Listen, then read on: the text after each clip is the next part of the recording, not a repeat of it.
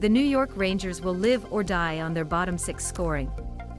This is broadly true of roughly every playoff team in NHL history, so perhaps I could have picked a more bespoke lead to this blog.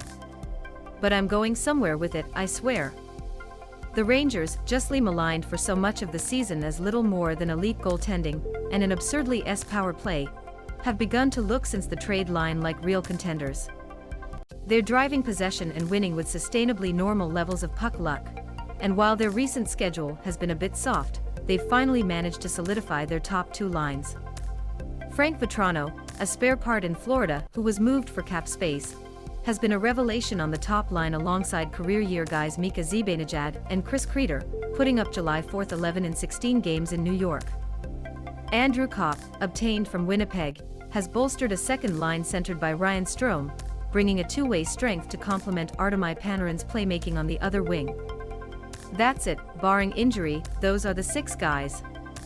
There's no room for, say, a former high draft pick who could benefit from skating next to playmakers. The Rangers' third and fourth lines, however, have plenty of room for improvement. Maybe the bottom six wouldn't be so devoid of production if the front office hadn't shed Pavel Buchnevich, or if Vitaly Kravtsov had been fine reporting to an AL assignment instead of bolting back to Russia, or if Sammy Blais or Tyler Mutt hadn't been injured. But no one's going to feel bad for the Rangers roster, especially not when, out of the many names I've mentioned so far, two that I have not were recent first and second overall draft picks.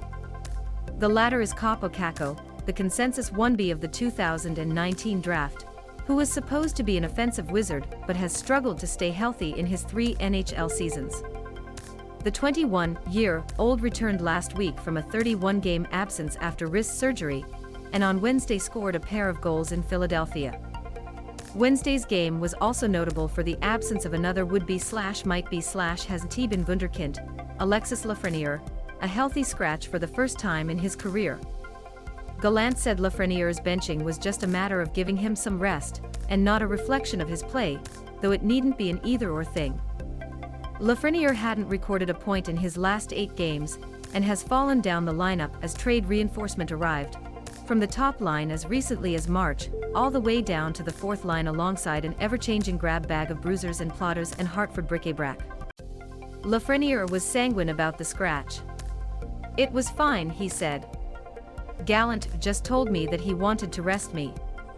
I wasn't playing my best hockey, too, the last couple games before today. It was fine, I got to rest a little bit and feel good."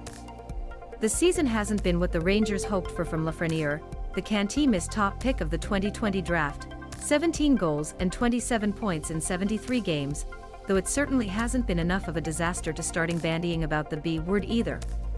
He's been streaky, one month looking like he's getting the hang of things, the next month looking like, well, a 20-year-old still trying to adjust to NHL speed and figure out his place in a lineup.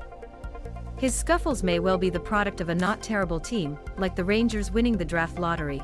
The rest of the roster is too talented to let him work out his growing pains in anonymity, or get the top minutes he needs for his development. It's a good problem for the Rangers to have, less good for Lafreniere perhaps.